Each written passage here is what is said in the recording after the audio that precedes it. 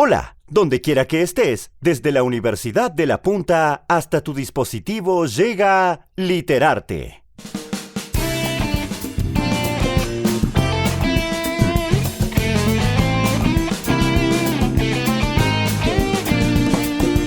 Un espacio del subprograma Lectores 4.0 dedicado a la literatura, el cine, la pintura, la historia y la música.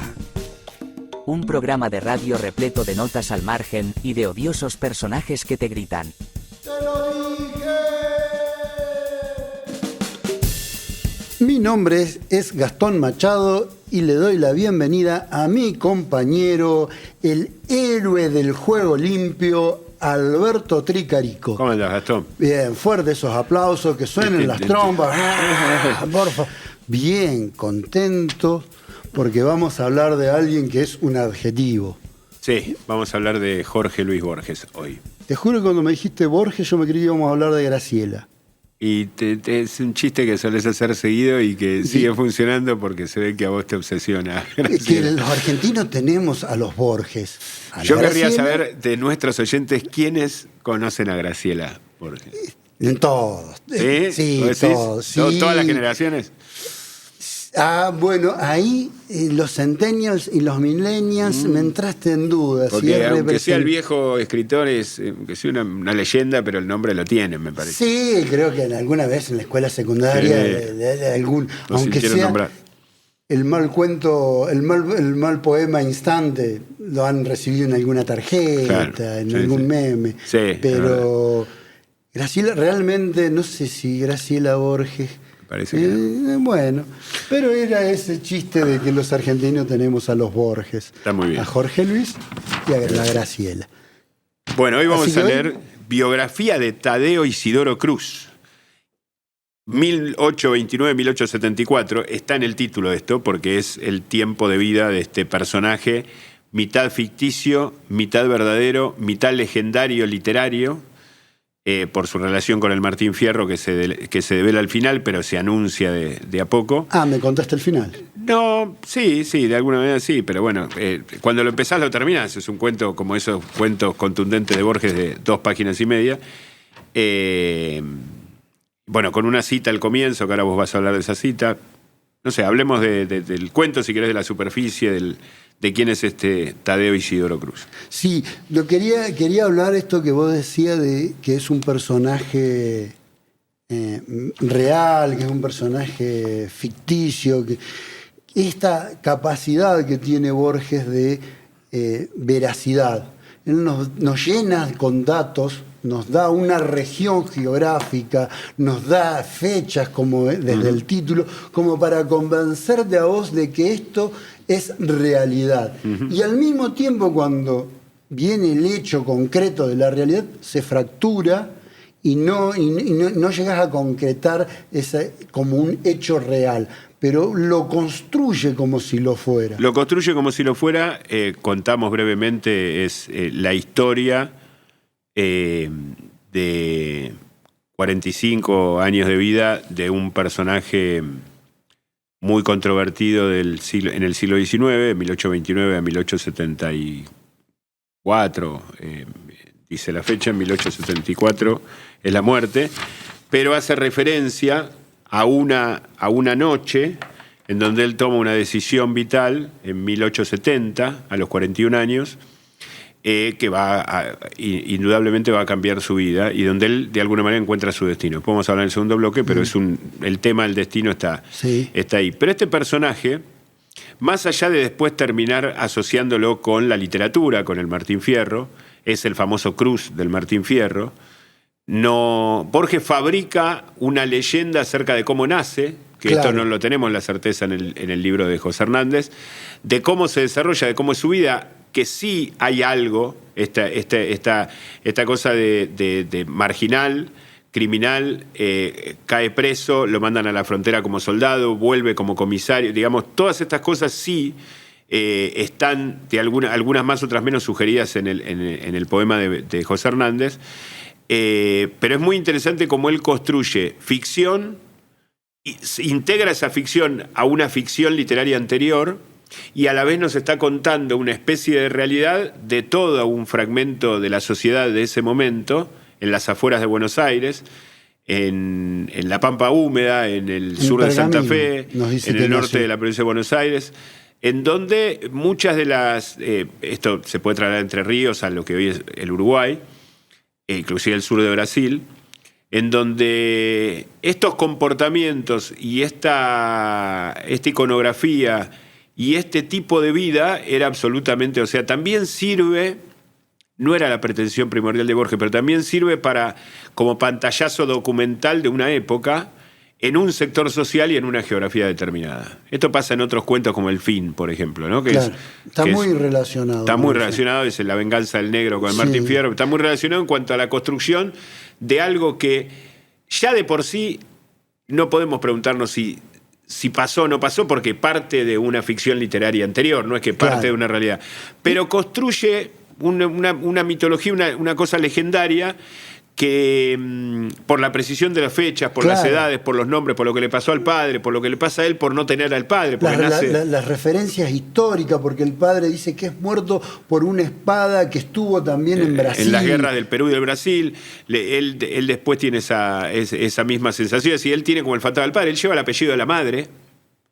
Claro. El apellido de la madre, porque él nace, el padre muere cuando la madre había dejado embarazada a la madre, esa noche misteriosa. Esa misma noche que no sabemos qué soñó. Que soñó y que lo gestó, él va a morir, porque también está persiguiendo a un proscripto o a un asesino. Él también está en ese momento, me parece. Bueno, y en todas estas idas y vueltas de este personaje, después de cometer un crimen, de pagar por ello, lo mandan a la frontera como soldado, asciende. Al igual que Martín Fierro. Al igual que Martín Fierro, es decir, como una vida paralela que se va desarrollando, vuelve como una especie de comisario del pueblo o de la zona, en donde tiene que combatir contra un maleante que lo están buscando hasta que lo cercan. Y cuando lo cercan se da cuenta que es Martín Fierro, que para él no le representaba nada, era un señor barbudo. Sí.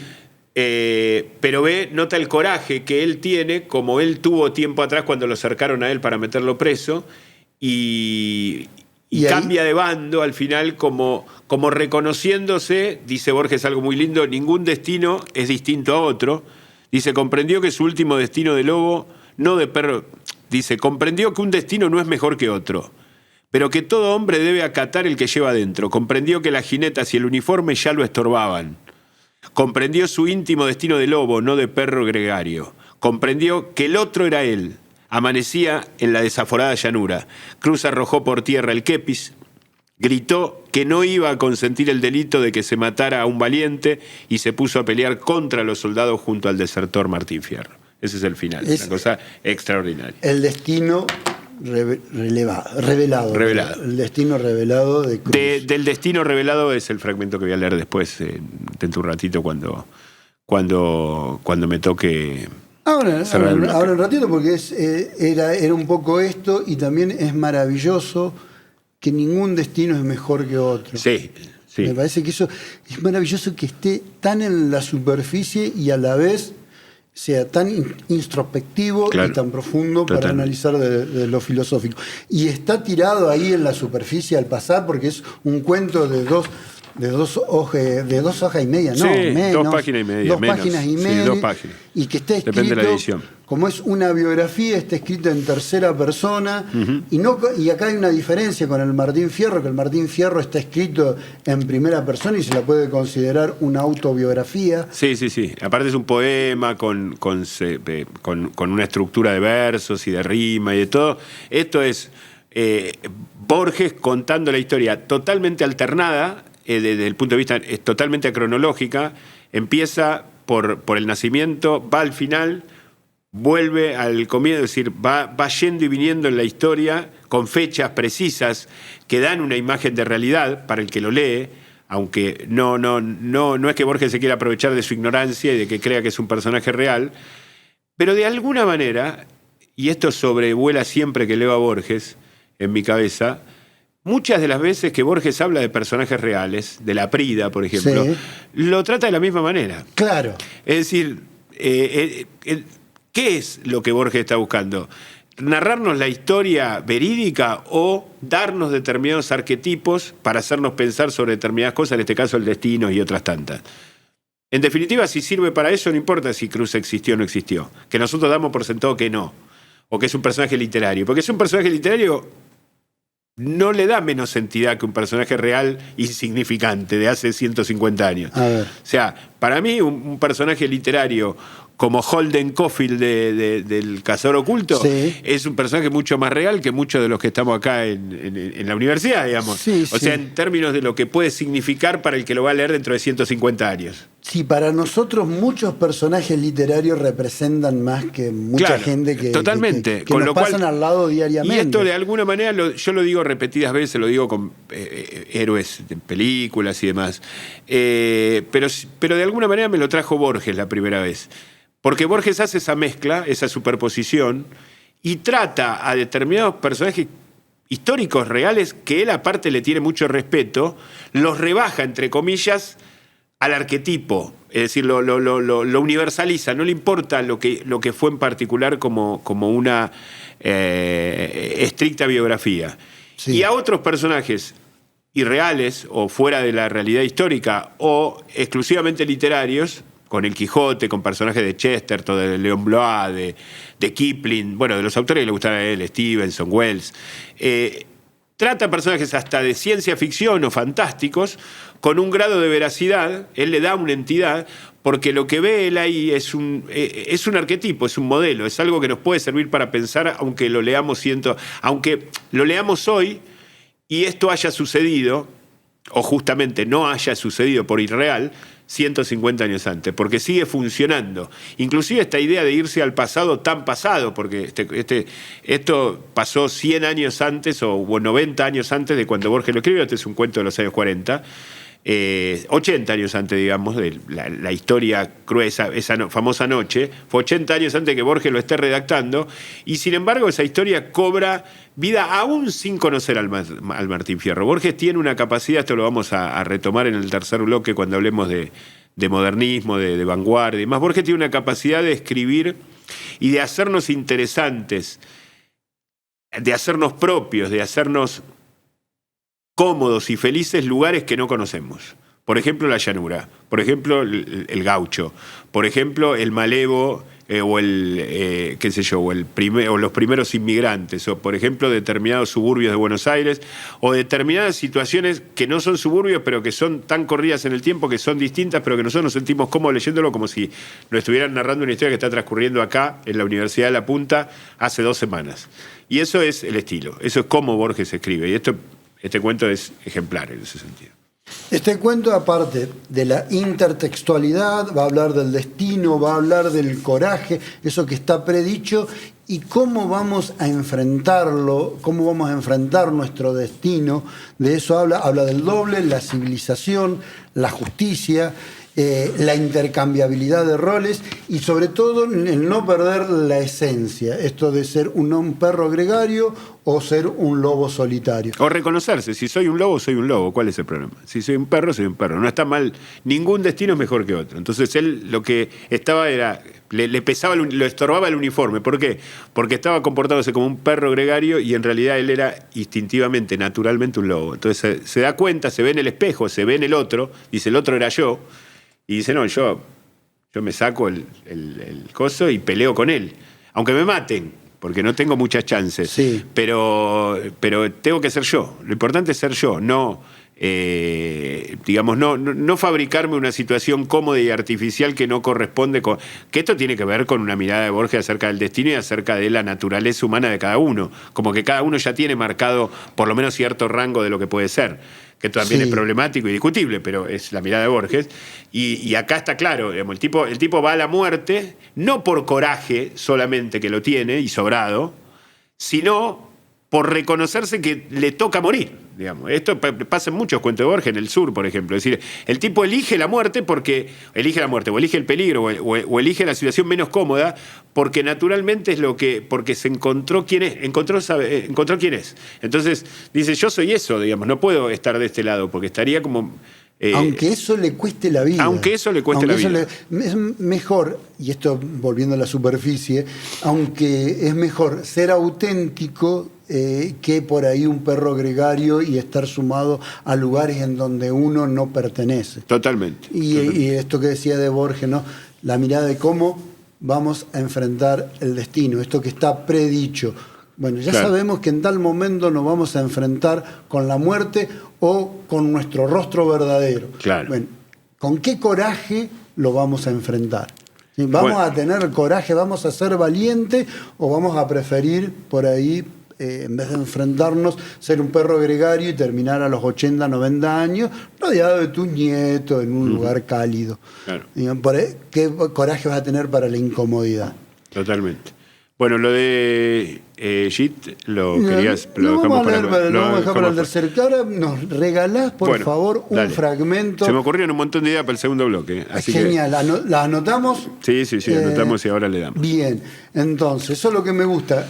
Horas de reunión para que cuando empiece el programa... Ahí se me ocurren las ideas. Ahora vamos a ir para este otro lado. Esto es lo que se llama en vivo. Alberto nos va a regalar un fragmento de la biografía de Tadeo Cruz de Jorge Luis Borges. Lo esperaba, secreta en el porvenir, una lúcida noche fundamental. La noche en que por fin vio su propia cara. La noche en que por fin oyó su nombre. Bien entendida esa noche agota su historia. Mejor dicho, un instante de esa noche, un acto de esa noche, porque los actos son nuestro símbolo. Cualquier destino, por largo y complicado que sea, consta en realidad de un solo momento, el momento en el que el hombre sabe para siempre quién es. Cuéntase que Alejandro de Macedonia vio reflejado su futuro de hierro en la fabulosa historia de Aquiles. Carlos XII de Suecia en la de Alejandro. A Tadeo Isidoro Cruz, que no sabía leer, ese conocimiento no le fue revelado en un libro. Se vio a sí mismo en un entrevero y vio un hombre.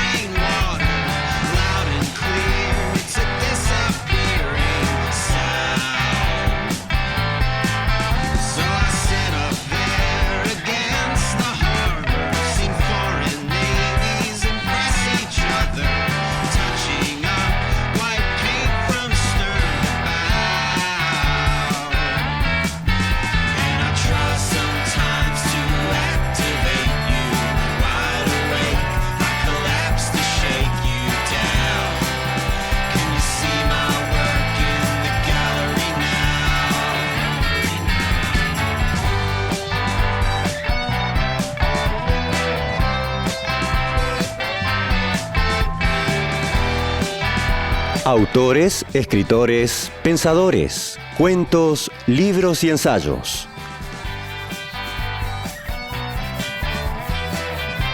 Damos comienzo al segundo bloque de Literarte, hoy con biografía de Tadeo Isidoro Cruz de Jorge Luis Borges. Alberto nos eligió un fragmento, un pedacito del cuento, en donde, por un lado, Borges define lo que es un instante y lo compara con el acto humano y ese acto como símbolo, ¿sí? Y por otro lado, en ese mismo fragmento hace referencia que Alejandro de Macedonia se vio reflejado en Aquiles y a su vez Luis XII se ve reflejado... Carlos XII, perdón. Carlos XII, perdón. Sí, no importa. De Suecia. Carlos XII de Suecia. Carlos XII se ve reflejado en Alejandro a través de los textos, mientras que hace una comparación en ese instante, en ese acto simbólico, hace una comparación con Tadeo Cruz, que él se ve reflejado en otro hombre. No sabía leer, porque no sabía leer.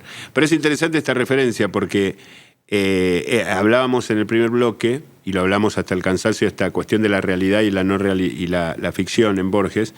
Y Alejandro Magno, que fue un héroe contemporáneo a Aristóteles, formado por Aristóteles en la Grecia antigua, pero fue un personaje real, concreto, Sí. se ve reflejado en un personaje mítico, Claro. ¿no? Como hace Borges, digamos, el mismo procedimiento. Sí. Ya el segundo, Carlos de Suecia, a quien desconozco sinceramente, pero estimo real, ya se ve reflejado en uno real y así. Pero el primero se tiene que referenciar en algo que no está en lo cotidiano, digamos, el origen viene de ahí. Ahora después podemos escribir, como él hizo con el Martín Fierro muchas veces, en su cuento El Fin, en este Sí. y en otros. Ahora nosotros podemos escribir sobre Borges, es decir, retomar alguna trama de Borges, no sé, de las ruinas circulares, de la forma de la espada, o de la lotería de Babilonia, y completar eso. Pero originalmente había que hacer esa cosa de destrabar, que tiene que ver con hacer una referencia sobrenatural, con hacer una referencia extramundana, porque no es irreal en el sentido peyorativo, es irreal en tanto que es sobrenatural. Es la entidad de los mitos, lo explica, bueno, infinidad de personas, Junger, qué sé yo. El mito no es una historia falsa, el mito es una historia anterior a la historia, que Bien. sirve para pensar la historia. Por supuesto que no es historia en términos de libro de historia, de sucesos que pasaron antes que nosotros, sino que pasaron siempre y que están pasando ahora y que nos sirven como referencia. Bueno, de alguna manera eso es Aquiles. Aún más que Alejandro. Alejandro, reflejándose en Aquiles, nos sirve también como referencia. Pero ya estamos estudiando la historia militar del mundo, no la historia del guerrero como ente conceptual. Como arquetipo. Como arquetipo, Aquiles exactamente. es un arquetipo en el cual Alejandro sigue. Claro, exactamente. Bueno, y lo anterior que vos querías reflejar, que los actos son nuestro símbolo, me parece que define un poco. Bueno, este es un cuento de acción. Borges en general tiene dos tipos de cuentos, que son los cuentos más de la biblioteca, los que vienen del padre, y los de acción, los de los guerreros o los gauchos o los desclasados que vienen de la madre. De hecho, se cita un Acevedo, acá no me acuerdo quién era, Francisco Javier Acevedo, que era uno de los dueños de la También de la se cita un tropa. Machado. Se cita un Machado también, es cierto, sí. Pero- Y este es de los cuentos, digamos, del coraje. Y dentro de los cuentos del coraje, las cosas no se manifiestan de biribiri, como se dice, sino que son actos. Entonces los actos son nuestro símbolo. Es bien claro la definición de cómo Borges, en toda esta línea de cuentos, insisto, por ejemplo, la forma de la espada, el fin, el muerto, el final del sur, cuando él deja la biblioteca y se va a la llanura, ese es medio un mix. Los actos son nuestro símbolo, no son las palabras nuestro símbolo, como sí lo son en los otros cuentos. Como sí lo son en la lotería de Babilonia, o en el traidor y el héroe. Bueno, el traidor y el héroe hay un poquito de un poquito. Como sí lo son en La muerte y la brújula. La muerte y la brújula es un aparato de relojería en donde es todo cerebral, donde está el padre de Borges, en el sentido más exquisito de lo racional y de la biblioteca y de la cultura y de la erudición, toda esta cuestión de la cábala judía y demás, en donde ahí no cabe esto de los actos son un símbolo, porque los actos son secundarios. Lo que cuentan ahí son las palabras y cómo se arman las palabras y lo que dicen las palabras y qué hay detrás de las palabras. Acá son los actos. Y viendo el final, porque todo este texto que leí, la oración siguiente que no leí dice: los hechos ocurrieron así, 2 puntos, y viene todo esto que le pasó el 15 de julio de 1870, es decir, cuando él tenía 41 años, entendiendo que nació esa noche de 1829, y donde él toma una decisión, es decir, él ante un hecho ejecuta un acto que no es solamente declamativo, no dice, no, ese señor tiene razón, no lo maten, no hace eso. No. Él se saca el uniforme, como leí en el primer bloque, se pone del otro lado y combate contra sus propios soldados, no porque odia a sus propios soldados, que están haciendo bien, porque por ahí están cumpliendo su destino de perros gregarios, sino porque él reconoce al lobo que lleva adentro. Después quería hacer una referencia con respecto a... Te voy a dejar a vos lo del poeta este irlandés, porque las citas en Borges son infinitas, y me voy a ocupar de... Bueno, después hablamos, si querés, del tema de Tadeo también, del nombre de Tadeo, Bien, Judas Tadeo. gracias. Pero está relacionado con lo de Tadeo el tema de la cita a los Corintios, la primera carta de los Corintios 9:22, que dice, recordame, la tenés ahí, Bien, me sí, acá hice lo débiles tengo. para los débiles, Esto viene les digo. Ya lo encuentro, lo tengo. Te sorprendí, perdón. No, está en lo debería. Acá está. Dice así: me he hecho débil entre los débiles para ganar a los débiles. A todos me he hecho de todo, pero que de todos modos salve a algunos. Bien. Bueno. Corintios 9, capítulo 9, versículo 22. Muy bien. Mi abuela estaría muy orgullosa en este momento. Está muy bien la idea de esto que dice Simenón y tantos escritores al pasar a veces o muy profundamente ante para definir claramente una situación de injusticia es ver quién es el débil, ¿no? Entonces uno tiene que poner al lado del débil, entonces está equilibrando, por lo menos desde su propio espíritu, desde su propia cultura, desde su propia opinión, aunque mal no sea, aunque no valga mucho, está equilibrando esa balanza que está desbalanceada. Y el débil es él, fue su padre y ahora es Martín Fierro al final. Sí. Entonces ya digamos, hay una relación con la narración, no es una cita casual. Pero a la vez, la segunda parte de este versículo, o de esta parte 22 del capítulo 9 de la primera carta de los Corintios, hace referencia a que poniéndome en el lugar de todos, igual voy a poder salvar solo a algunos. Esto es muy interesante. A ver. Porque no voy a poder salvar a todos, digamos. O sea, no se van a poder salvar todos, porque ya va a depender de cada uno. De cada uno que crea, que cumpla con las obligaciones de la fe o lo que sea, sería la religión, y para Borges, quien cumpla con su destino. Es decir, Borges traslada eso al propio destino. Es decir, no se va a poder salvar aquel que niega su propio destino, alguien que no encuentra su propio destino, alguien que cree que no tiene destino, sino que se va a salvar, así como en la fe, aquel que cumple con las normas de la fe, diría San Pablo, acá alguien que cumple con las normas del destino. ¿Sí? Entonces, esto de me he hecho débil entre los débiles para ganar a los débiles es una forma de balancear las relaciones de poder poniéndote a favor, digo, esto lo dice Corintio, ponerse en lugar de los buen débiles. católico, ponerse en lugar del débil. Y esta otra parte, a todos me he hecho de todo, para que de todos modos salve a algunos. Digamos, como que me he puesto en el lugar de todos, digamos, hay una constante en las cartas de San Pablo donde San Pablo ocupa simbólicamente el lugar de Cristo para hablar, para comunicarse, es decir,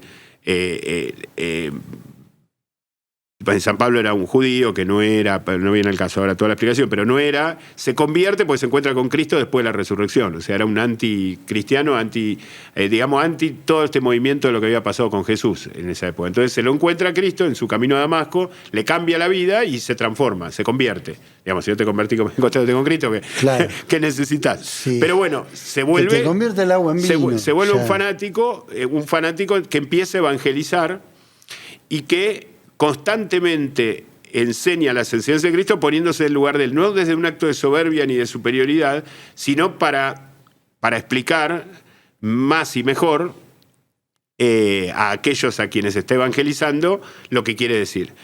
Y con esto hago referencia, entonces ponerse en el lugar de todos para salvar a algunos es que ya depende de esos todos, si se van a salvar o no. Porque también tiene mucho que ver con el principio cristiano, es decir, no, la voluntad de Dios es salvar a todos, pero cada uno tiene que hacer su mérito, digamos. Si no sería un paseo esto, digamos, no tendría mucha rigurosidad. Cada uno tiene que hacer lo suyo. Entonces yo voy a hacer todo lo posible para estar en el lugar de todos. No voy a estar en los débiles en cuanto a cuando haya desequilibrio de debilidad. Pero cuando no haya equilibrio de seguridad, voy a estar con todos. Bien. Para por lo menos salvar a algunos. O que mi acción salve a algunos. Después va a haber otros que van a necesitar de su propia acción. Y va a haber otros que, aún con mi ayuda diferenciada, puntual, por X circunstancias, le cayó mi ayuda en la cabeza, aún así la van a despreciar y no se van a salvar. Esto me llevó, lo decíamos hace un ratito fuera del aire, a otro tramo de la misma carta a los Corintios que tiene la Biblia, en la primera carta de los Corintios, un poco más adelante, que es la famosa comparación que hace San Pablo respecto a la parte y a la totalidad, ¿no? Nosotros vemos en parte, vemos oscuramente, vemos en espejo, porque estamos viendo humanamente, pero después, dice San Pablo, otra vez poniéndose en la mirada de Cristo, después vamos a ver cara a cara, después vamos a ver claramente, vamos a ver la totalidad. Bueno, este paso, cambiando lo que haya que cambiar, y me parece que no es casual la cita de Borges, de la misma carta de Corintios en otro aspecto, para llevarnos a la otra parte de la carta, que está más cerca del final, esta última, más cerca del final, es casi inmediatamente posterior a esta parte que vos leíste, de los débiles, que es un poco el destino, no el destino, porque sería redundante, es un poco la trama de este cuento. Es decir, él en un momento ve la realidad, ve la totalidad, o intuye la totalidad. Cuando ve que, dice, lo leí al final del primer bloque, cualquier destino, por largo y complicado que sea, consta en realidad de un solo momento. Sí. El momento en el que el hombre sabe para siempre quién es. Ese momento es el momento de la divinidad. Es el momento en el que nosotros tenemos un chispazo de divinidad que no entendemos por qué nos damos cuenta ahí, no hace 10 minutos, hace 10 años o dentro de 5 meses. Lo que la ciencia intenta llamar epifanía.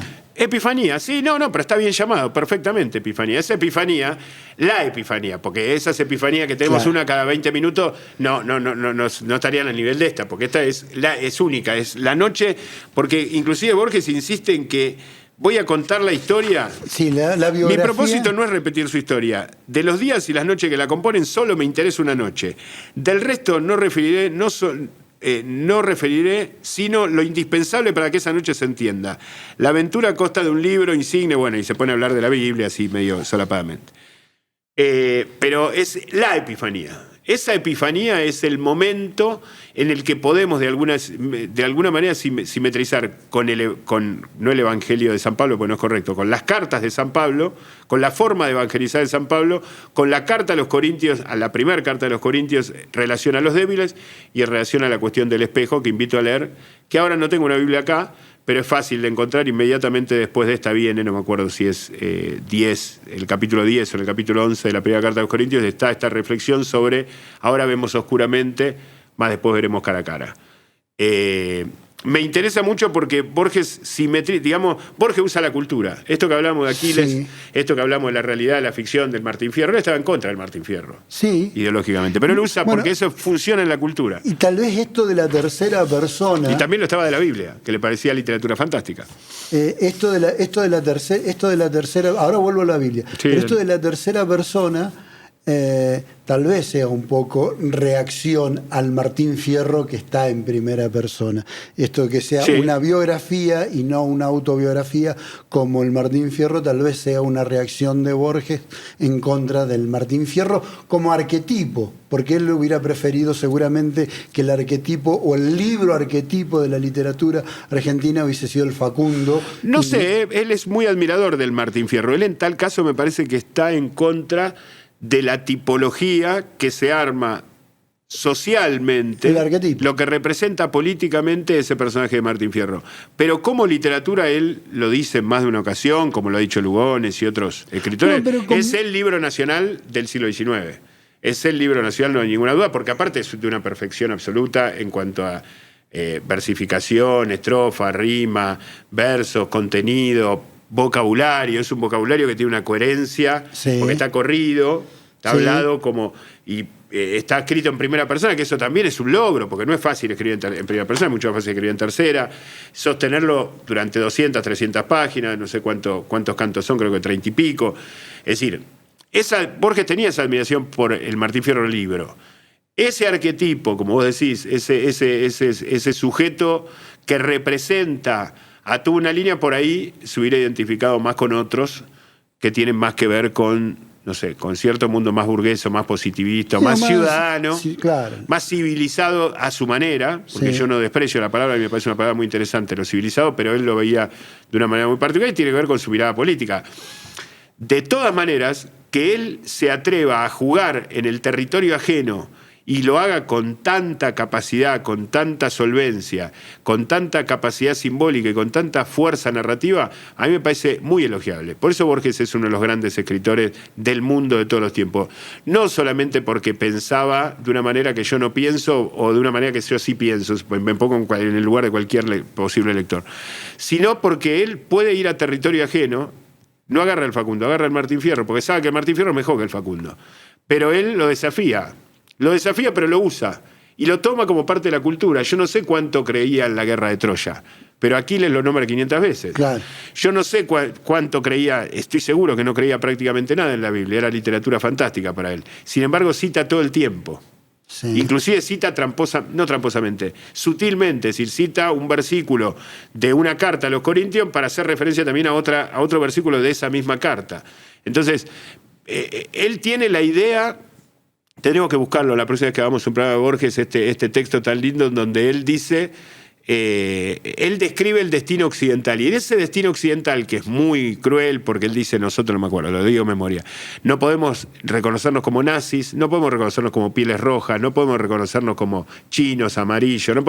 Nosotros somos Roma, Grecia, sí, Occidente y todo eso. Y en ese englobar, más allá de lo puntualmente discriminatorio que va salpicando, uno siente que es la coherencia de lo que él hizo, él dijo y él escribió a lo largo de toda su vida, con lo cual está como legitimado eso, digamos, porque no es que él dice, no, yo soy la cultura occidental, pero sacame al Martín Fierro, sacame la guerra de Troya, o sacame la Edad Media de acá, o sacame a Chesterton, que es católico, sacame... No, él incorpora todo lo que corresponde a su fe y lo que no, lo que corresponde a su gusto y a lo que no, si él lo entiende valioso culturalmente o literariamente o artísticamente. Y eso me parece que es algo que es un gran legado de Borges, eso. Más allá de que después nosotros le damos un ensayo sobre escritores, a otro escritor hablando sobre lo mismo que habla Borges y sea más profundo, más sofisticado, y Borges lo haya leído medio de costado a ese autor y le quiso pegar un palo y se metió en un ensayo. Digamos, no es el mejor ensayista del mundo, no es seguramente el mejor poeta del mundo, debe haber cuentistas mejores, pero tiene una obra concentrada de textos que ninguno supera las 10 páginas. Este es un ejemplo extremo de eso, tanto de ficción como poéticos, como ensayísticos, en donde condensa su coherencia, despliega su coherencia. Hay un poema odioso en un punto, pero admirable en otro, que se llama Otro poema de los dones, de 1958-60, donde dice todo lo que agradece, él como ser humano, muy subjetivo. Por supuesto, sí, aparecen cosas, agradezco al álgebra, a los tigres, una línea de Stevenson. Claro, una línea de Stevenson, la espada irlandesa que peleó en no sé qué. Y hace tú una descripción, los días y las noches de 1955 que derrocaron a Perón, o sea, todo, mezcla todo.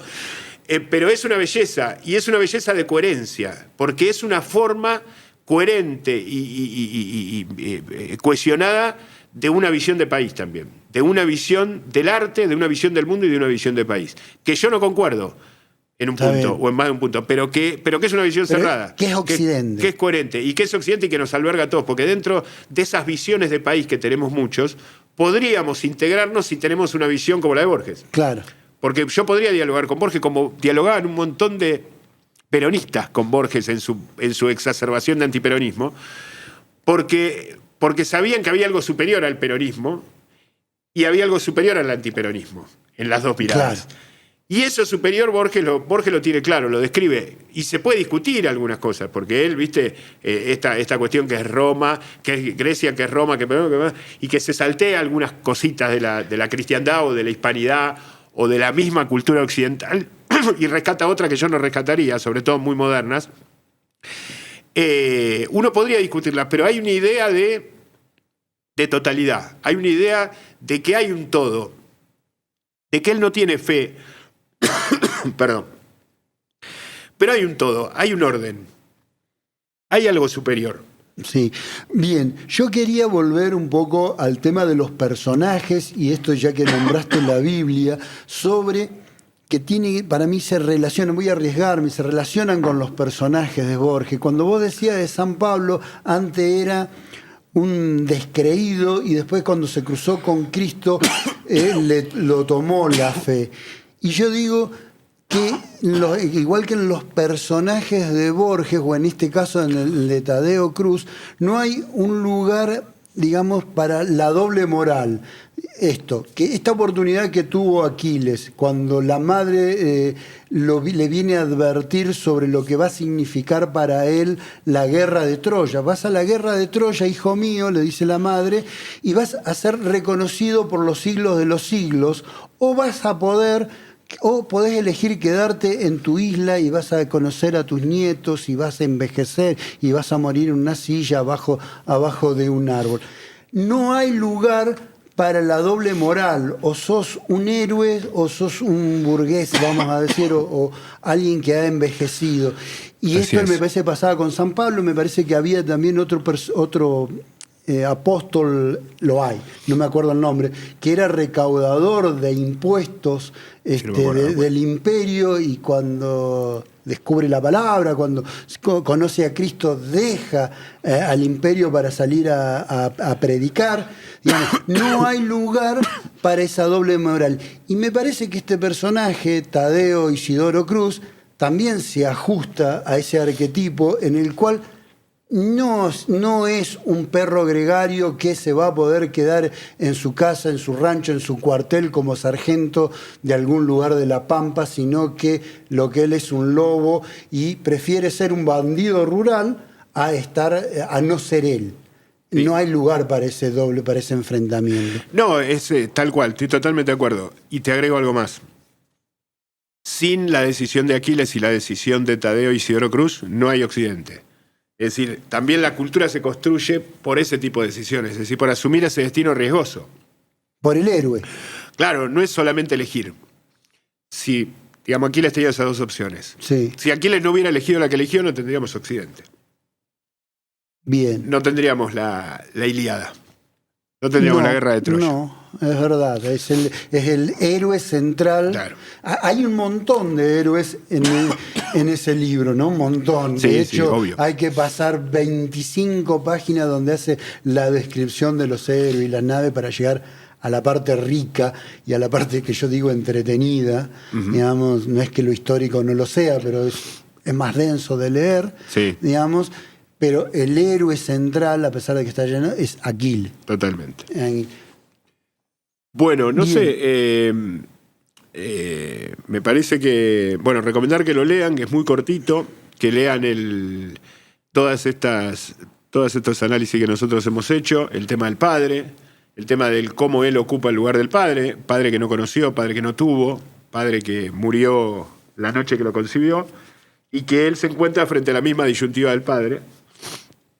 Y cómo Borges ve el heroísmo, cómo Borges ve el coraje, cómo Borges ve la valentía a partir de una idea del destino, no simplemente como una matonería. Por lo menos en este cuento y en muchos de estos cuentos del coraje o estos cuentos salvajes, entre comillas, de su larga trayectoria como cuentista. Y la preocupación que le traslada a los, no sé si lo dijimos en el aire o no, pero lo repito por las dudas, la preocupación que le traslada a los personajes indirectamente al lector, cómo vamos a actuar, con qué coraje vamos a actuar cuando nos enfrentemos a nuestro destino, claro. Cuando veamos nuestro verdadero rostro. Creo que eso también está muy presente en vos. Sí. Si nosotros vamos a tener, porque el coraje es eso, es aceptar el destino y actuar en consecuencia.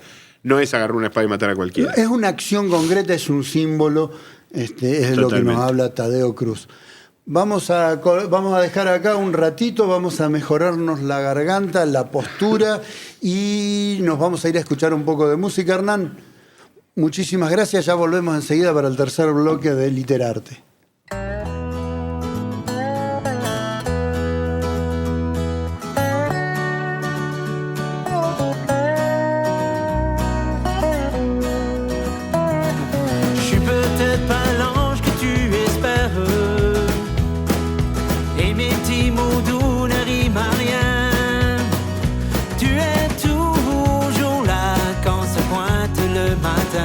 Comme un phare qui s'allumerait au loin sur la mer de tous mes chagrins. Parfois j'ai besoin de me reprendre,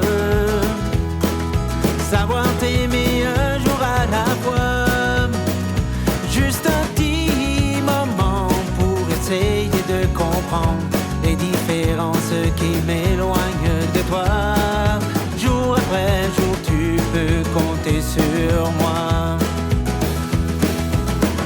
Je t'aime encore autant qu'avant, même si je te le dis moins souvent. toujours pensé que j'aimerais jamais. Et puis un beau jour tu arrivas. Literatura argentina y universal en Literarte. Les damos la bienvenida al tercer bloque de Literarte, hoy dedicado a Borges, Jorge Luis, con su biografía de Isidoro Tadeo Cruz, o Tadeo Isidoro Cruz. Para aquellos... Primero Tadeo. Es cierto. Ya vamos a decir por qué primero Tadeo. Aquellos que quieren profundizar en el pensamiento de Borges, en su literatura, les recomendamos en YouTube, en el canal de Lectores 4.0, ustedes ponen Borges, el hombre en su laberinto, y ahí van a llegar a un encuentro literario donde el profesor Alberto Tricarico nos va a hablar en más profundidad de lo que pudimos hacer durante este programa sobre la literatura de Borges. En la página de lectores, donde está la revista que invitamos a leer siempre, están también los encuentros literarios y las llamaditas año por año. Este es del 2020, el de Borges. Año por año lo pueden buscar ahí también y lo lleva directamente al YouTube. Si no, desde el canal.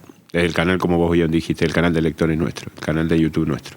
Y para aquellos que les interesa Borges y el movimiento artístico, la vanguardia, Alberto y el profesor Landoni están haciendo unos podcasts que se lanzan todos los miércoles, pero quedan subidos en internet, que se llaman Los temas de la literatura, y le han dedicado a la vanguardia y a Borges particularmente el episodio 5, 7 y 8. Entonces, como podcast, también lo encuentran en Spotify. También lo encuentran en Spotify. Está, por supuesto, en el canal de YouTube nuestro de Lectores 4.0. Y bueno, aclaro, por supuesto que invito a escucharlos todos los que se hayan subido hasta este momento.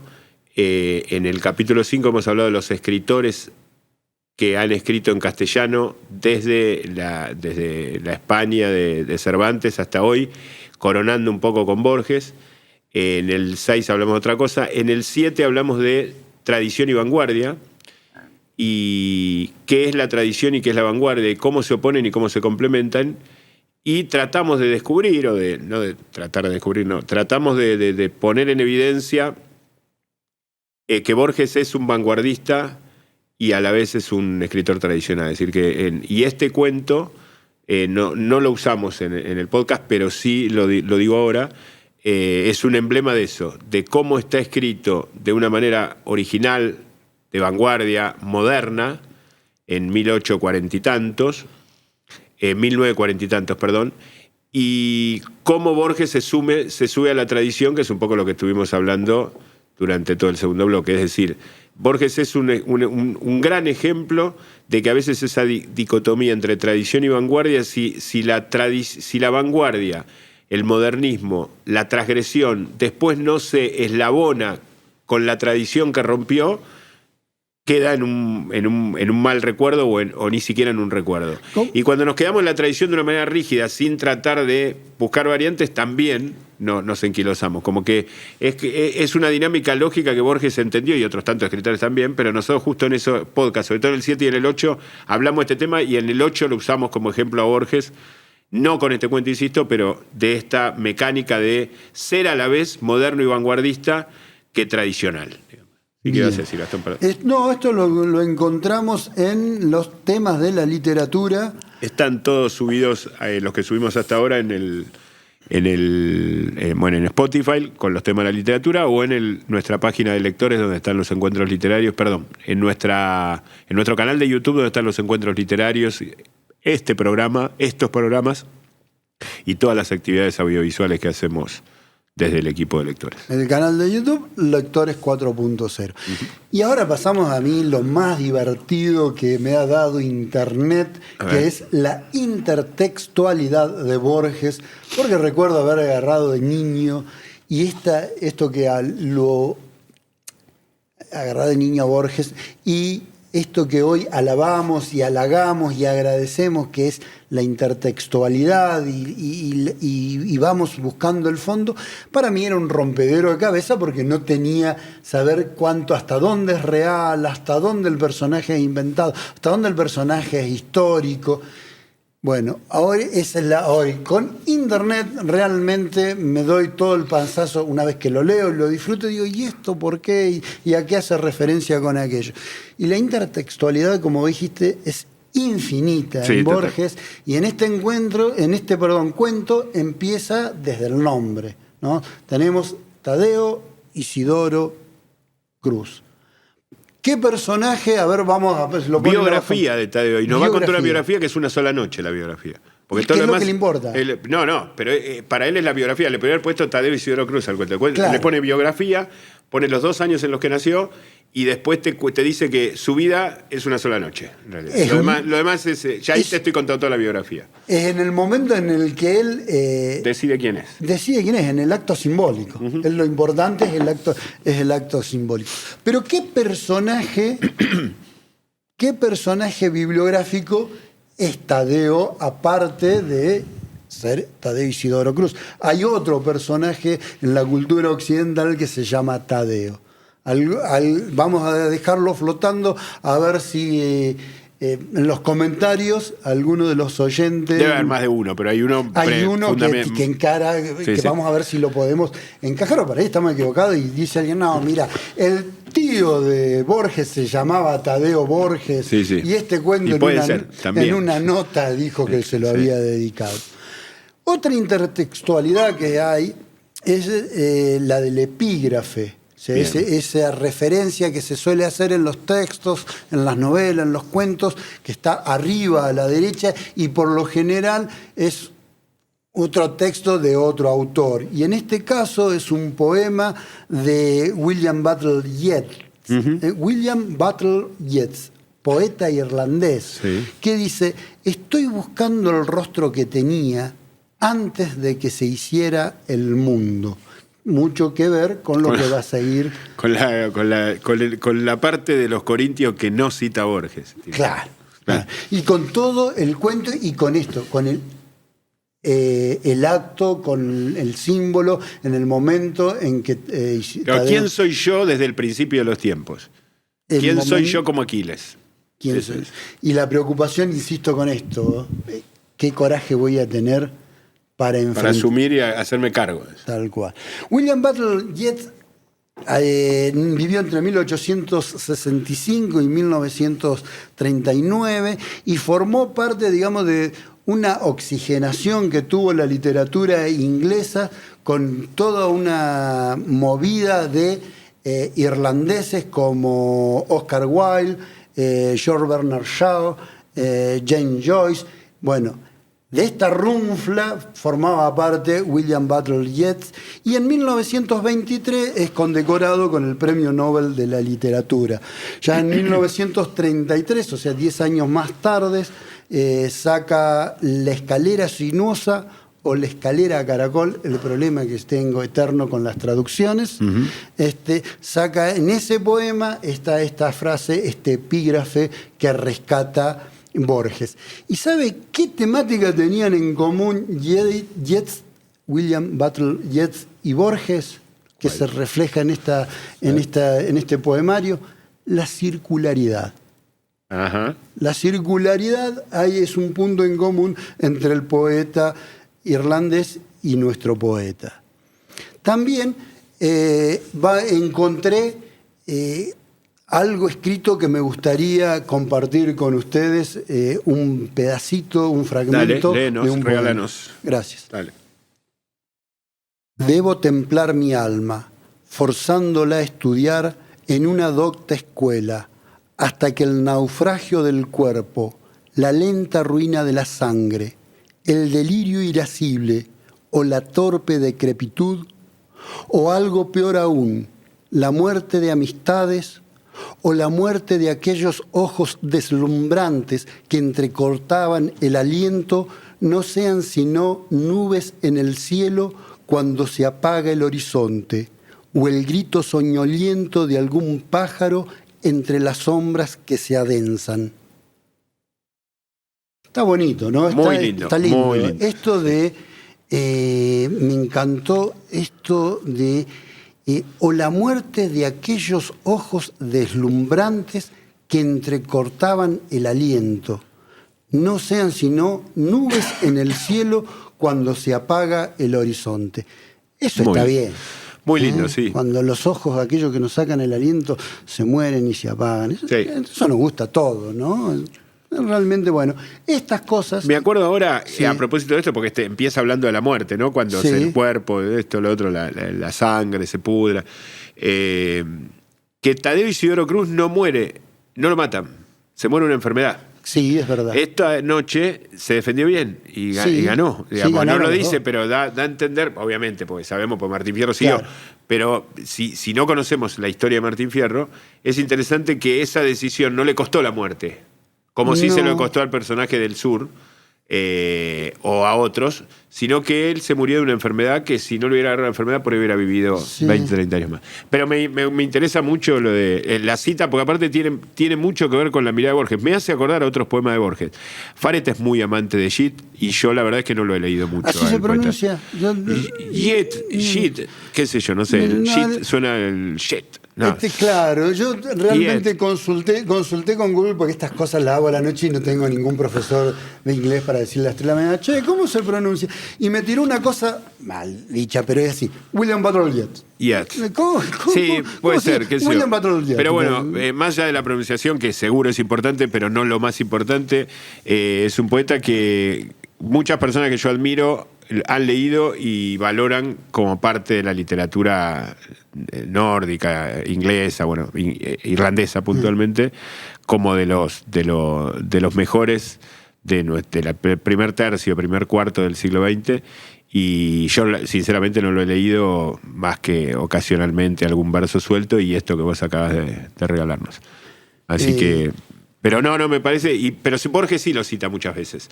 No sé si en epígrafes, pero creo que tiene un ensayo sobre él y lo mete cuando está hablando de poesía o cuando está hablando de la literatura inglesa, lo mete como un jugador importante. Con lo cual le da una entidad... Ya que no es infalible Borges ni es la última palabra, pero... De hecho, es aún un poeta... bibliográfico de libro. No conseguís muchas cosas en internet. No es accesible. Pero la frase que cita Borges, ¿no? Estoy buscando la cara que tenía antes de que se creara el mundo o algo así. Sí, estoy buscando el rostro que tenía antes de que se hiciera el mundo. Es genial, porque eso es lo que busca el artista, digamos. Eso es la búsqueda más noble que puede hacer un artista, cualquier artista. Un narrador, un poeta, un dramaturgo, un director de cine, un pintor, un escultor, un arquitecto, cualquiera. Un músico, un bailarín, digamos, es buscar eso anterior, es buscar eso primordial, es buscar eso esencial, es buscar eso que una vez que lo encuentre uno no va a cambiar. Porque es como buscar lo eterno, de alguna manera. Si vos encontrás ese rostro, después podés ponerte otras máscaras, otras caretas. Pero vos ya sabés que es claro. Vos ya sabés quién sos. Tal cual. La otra referencia que nos había quedado ya, porque si seguimos con la intertextualidad no terminamos más, es Tadeo. ¿Qué personaje bibliográfico, le podemos decir así? Sí. Y ya con una ayuda más grande, bíblico.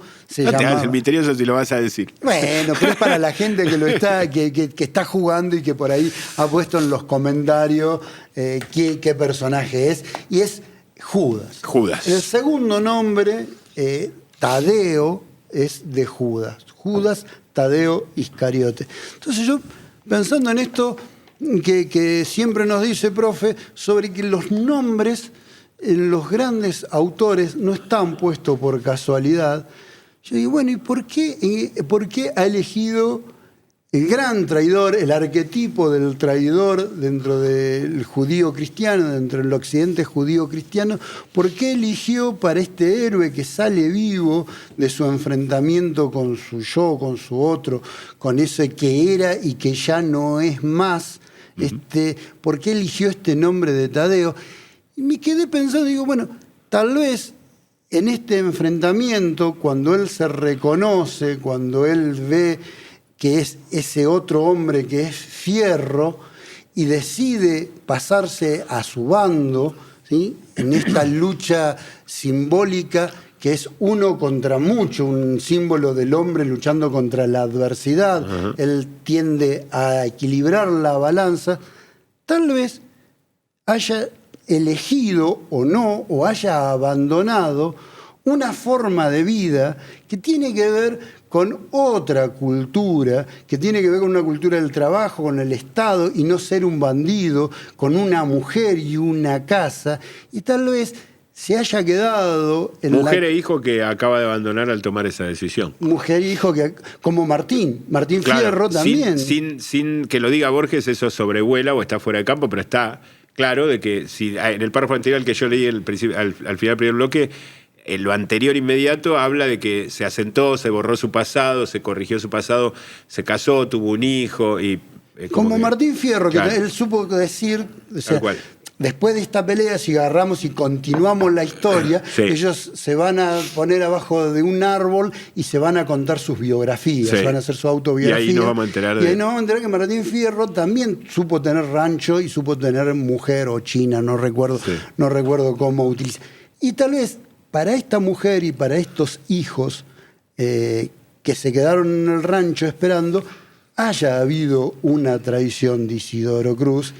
Y este Tadeo que nos pone Borges tal vez esté haciéndonos referencia o esté solapadamente diciéndonos de que de alguna forma en el doble del personaje hubo una traición. Sí, yo creo que sí, porque un destino no es mejor que otro. Es decir, Borges no simplifica algo que por ahí los católicos no podemos tolerar, de que el destino de fidelidad o el destino de traición es el mismo destino, en realidad. Y de que Pedro y Judas en realidad eran complementarios, porque si no, no hubiera habido cuentito, diría Borges. Sí. Por supuesto que nosotros no creemos eso, pero no creemos desde la fe, los católicos. Pero es interesante trasladarlo a este cuento y entender que él traicionó al perro gregario para reconocerse como lobo. Y aparte, en la parte en la que aclara que no conoce una ciudad, que no fue una ciudad, dice, pasó ahí muchos días, taciturno, durmiendo en la tierra, mateando, levantándose al alba y recogiéndose en oración. Es decir, hay una relación. Yeats, el poeta irlandés católico, Corintios con una cita, con otra cita que está abrochada. Este tipo que no conocía la ciudad, sino conocía la civilización, pero conocía lo que generó la civilización, que fue esa religión originaria judío-cristiana.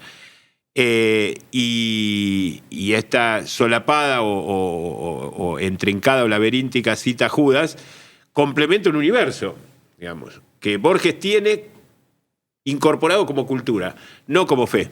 Porque Borges no era una persona de fe, pero sí como cultura. Eso era parte de la cultura, es decir, los escritores ateos no hablan sobre personajes ateos, sería una ridiculez, ni los escritores católicos sobre personajes católicos, exclusivamente.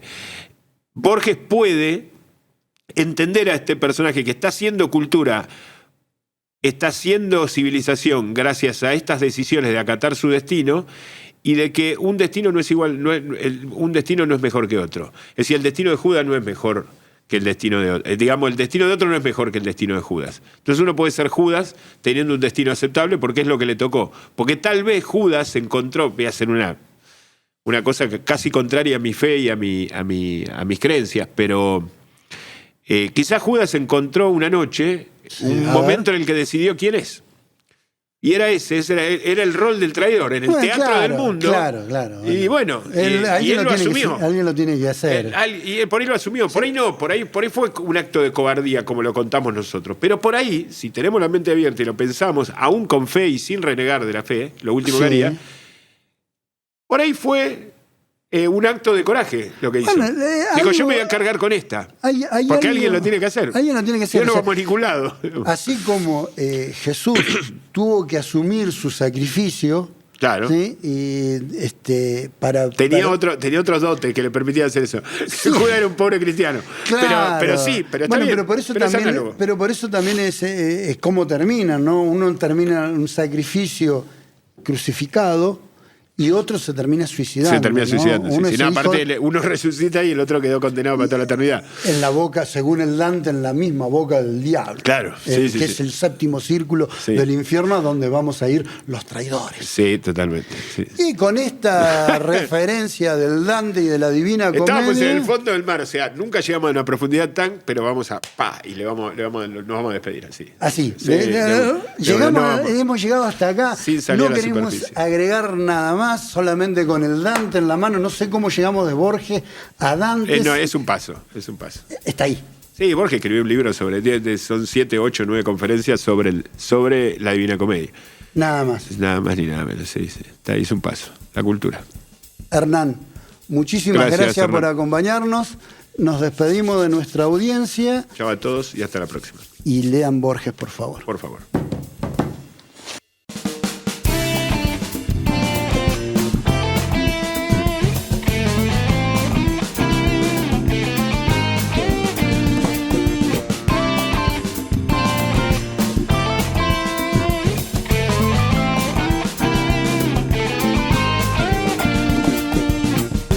Literarte, un programa sobre libros y autores. No te lo pierdas.